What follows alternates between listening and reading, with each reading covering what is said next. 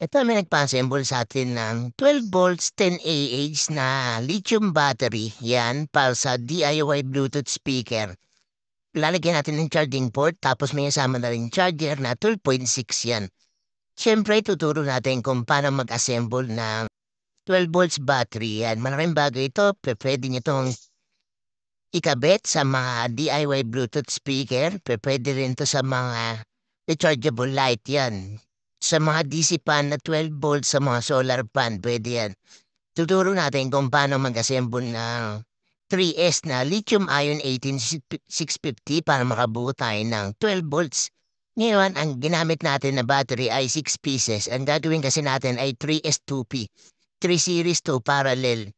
Pag parallel connection, mag-add yung capacity. Pag series connection, mag-add naman yung volts.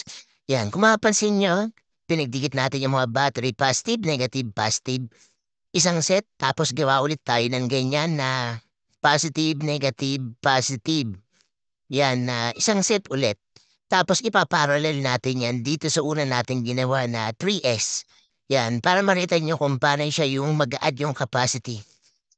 Yung unang ginawa natin yan, kung si-series connection natin yan, 3S1P. Yan, ang mag-add yan sa series connection ay in volts.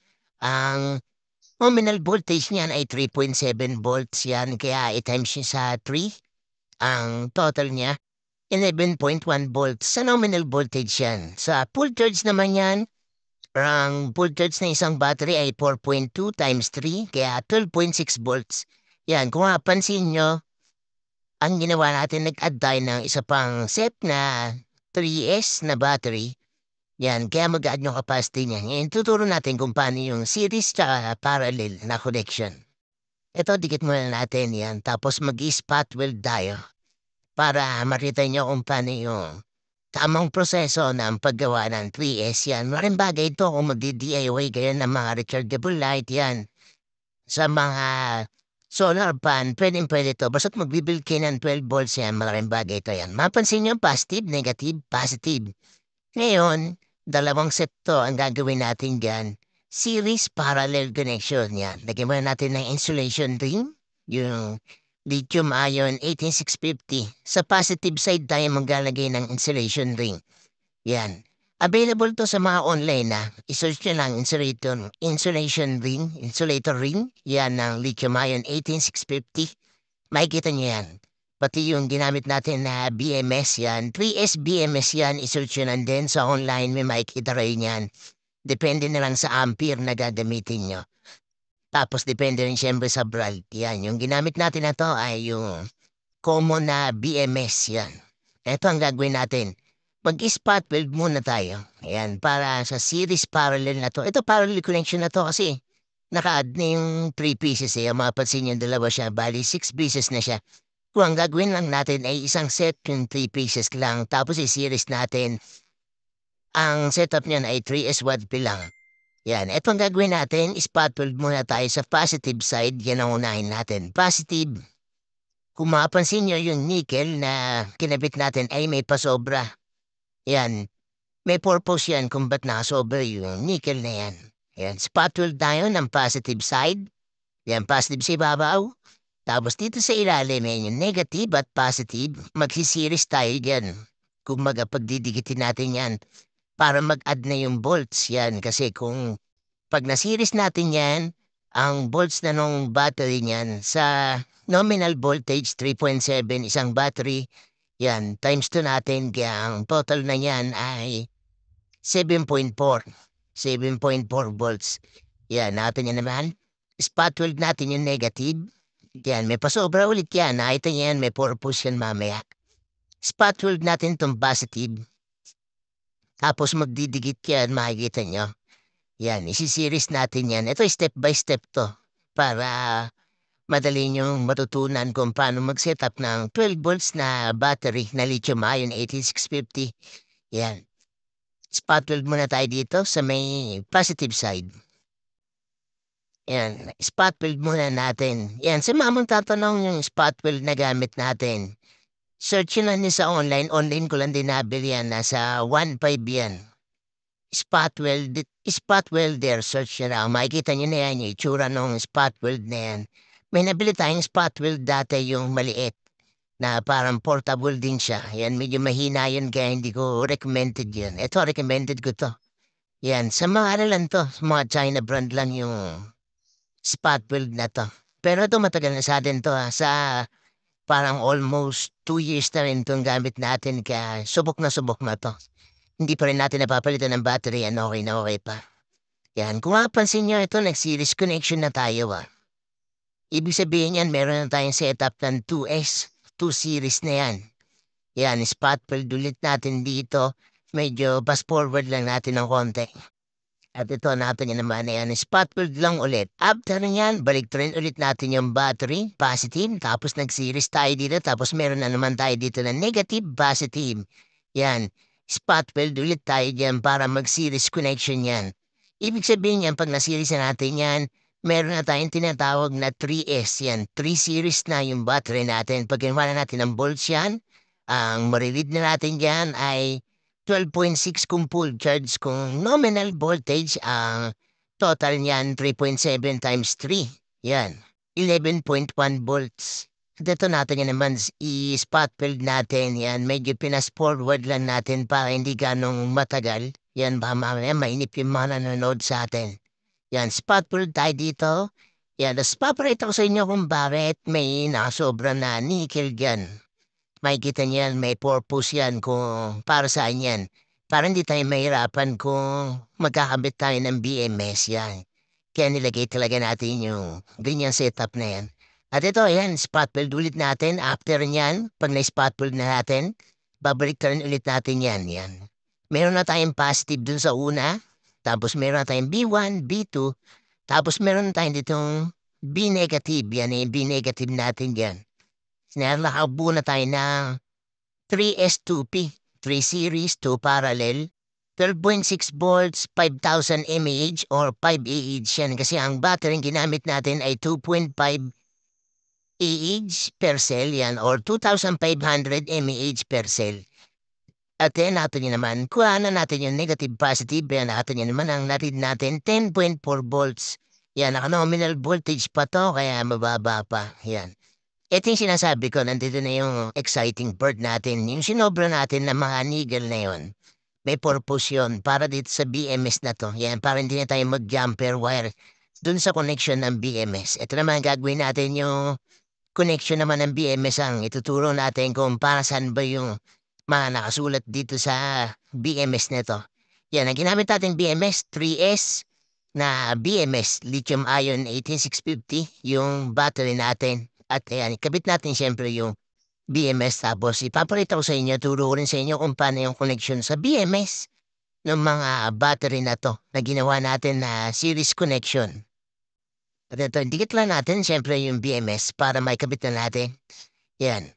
Pati yung BMS natin, mapansin nyo, meron siya nakalagay na 0 volts, 4.2 volts, 8.4 volts, 12.6 volts yan. Para saan ba yung mga yan, yung mga nakasulat na yan sa BMS yan? Ito, ikabit natin yung BMS. Siguraduhin nyo na yung B negative natin o yung battery negative, itatapat nyo dito sa may 0 volts yan. Mapapansin nyo naman 0 volts. Tapos yung susunod yan, ayan, 0 volts. Yung nasa taas, yan yung 4.2 volts. Makikita nyo yan doon sa may BMS. Tapos yung sumunod dito sa series na naman natin ay 8.4 volts. At yung positive natin, yan yung 12.6 volts. Yan. Kaya natin sinobrahan yung nickel na yan kasi hinangin na natin ganyan. Ang gagawin natin, itatap na natin yung B negative tapos yan. Mapapansin nyo ito, B negative tapos B1. 4.2 yung nakalagay doon pero naka-nominal voltage kasi ito. And 6.9 yung sa 8.4 natin na nakalagay dun sa BMS tapos yung sa 12.6 yan 10.4 kasi nominal voltage yung battery natin. Kaya medyo mababa pa siya. Yung naka-indicate kasi dyan sa BMS yan yung full charge niya ng battery per cell yan. Hinangan na natin. Yung sa may 0 volts ng BMS, doon natin kakabit siyempre yung B negative o yung battery negative natin. Doon naman sa may 4.2 volts, yun yung unang series connection natin. Yan, mapapansin nyo sa B negative, tapos yun sa taas niya. Nung nag-series tayo, yun naman yung sa may 4.2 volts natin. Nangin natin to sa may B negative o 0 volts na nakalagay dun sa BMS. Tapos yun dun naman sa taas, yun sa may series niya, 4.2 volts, dun naman natin hihinangin yung sa may pinag-series natin ng battery. And after niyan, hinahin lang ulit natin yung 8.4 volts at after ng 8.4 volts, meron tayong 12.6 volts dun naman sa may B positive. Yan. Pag nahinanga natin yan, nakaluha na tayo ng 12 volts battery with BMS na. Ayan, may BMS na. Kaya sa mga magtatanong, yung mga lahat ng available ng parts na to, yan. Sa online meron yan. Hanap na lang kayo ng mga true rated na battery. Nahinan na natin yung sa may 0 volts o yung B negative. Yan, dito naman tayo sa 4.2 volts. Yan naman yun sa may B1 natin. Yan yung unang series connection natin. Tapos after niya isusunod natin yung sa may 8.4 volts. Yan naman yun sa pangalawang series connection natin. At yung susunod natin yung 12.6 volts. Yan naman yung sa may B positive natin. At eto, nakikabit natin yung BMS na battery natin. Yan, meron na tayong setup na 12 volts 5 Ah or 12 volts 5,000 mAh. Ngayon, ang gagawin natin dyan, nalagyan natin ng charging port yan. Kasi si Sir gagamitin to sa may Bluetooth speaker yan, na DIY Bluetooth speaker. Kaya lalagyan natin ng charging port yan kasi yung sinabi niya na magpapa-assemble. Yan, gumamit tayo na DC female na jack. Talagyan na natin. Tapos syempre meron tayong charger dyan na 12.6 volts yan. Inahan muna natin ang wire na negative, positive. Sa BMS may makikita kayo dyan na dito sa BMS may nasulat dyan na discharge at charge. Yung discharge yun dun sa may output natin. Yung charge naman yan yung sa charging natin. Kaya ang ilalagay natin dito yung charging port na DC female. Yan, sa charge natin yan ilalagay para sa charger. Tapos pupunta rin sa may battery niya. Tapos sa discharge, dyan yun naman ilalagay yung kung ang gagamitin nyo ay 12 volts bulb o kaya sa mga Bluetooth speaker o kaya sa solar pan. Yan, dyan naman tayo maglalagay ng wire sa may discharge. At eto natin yun naman, hinangin natin yung sa may DC female tapos hinangin natin papunta dun sa may charge niya. Yan, tapos gamit natin na charger dito ay 12.6 volts na charger. Sakto-sakto din sa lithium-ion 18650 na full charge yan. At ito, yan, mapansin nyo. Kapag ginanga tayo ng DCP, may lalagyan natin dito sa may charge niya ng charging port. Yan, ito yung charging port natin. Yan, DCP may lang ginamit natin. Hinangan natin dun sa negative, positive. Yan, ginamit natin wire, black and red. Common naman lagi ito pag negative ay yung black, pag positive naman ay yung red. Yan, nahinang na natin yung sa may charge niya, yung ginamit natin na charging port. Tapos ito naman, maglalagay ulit tayo ng red and black wire. Yan, yung black wire para sa negative, tapos yung red wire sa positive naman. And kung maghihinang kayo dito sa may charge at discharge yan, siguraduhin nyo lang na hindi nyo mapagdidikit kasi mag-short yan. Pag napagdikit niya yung negative positive yan, may tendency na masira kagad yung BMS niya. At ito, inangin natin, syempre yung positive na red wire, tapos sunod naman natin yung negative na wire, yung black wire, yan. Ito, pinassemble ni Sir to para sa DIY Bluetooth speaker niya na ginagawa. Yan, nauuso na kasi yung mga DIY Bluetooth speaker na assemble. Yan, yung kay magbibil kayo yung bibili ng power amp, kayo yung bibili ng mga speaker. Yan, kadalasan yung ginagamit yan yung mga TB21, MT21. Yan. At ayan natin yan naman, nakapag-setup na tayo ng 12 volts 5 Ah yan or 12 volts 5,000 mAh. Ang ginawa nating setup dyan, 3S2P, 3 series, 2 parallel, 12 volts 5,000 mAh yan. Kasi ang battery per cell natin ay 2,500 mAh o 2.5 Ah yan. Sana naging malinaw yung pag-build natin ng battery ng 3S na lithium-ion 18650, 12.6 volts yan. Pwedeng-pwede ito sa mga DIY Bluetooth speaker yan, sa mga solar pan, sa mga portable light na 12 volts setup yan. Pwede to. Kapag nakapag-build na yan ng 3S na 12 volts, kayo na yung magde-decide na para tumaas pa yung capacity niyan, pwede kayong gumawa ng 3S10P 3S20P. Ayan, ito na yung pinaka-idea nyo sa pag-build ng battery na lang. And dito lang po at maraming salamat sa mga sumusuporta. Bye-bye!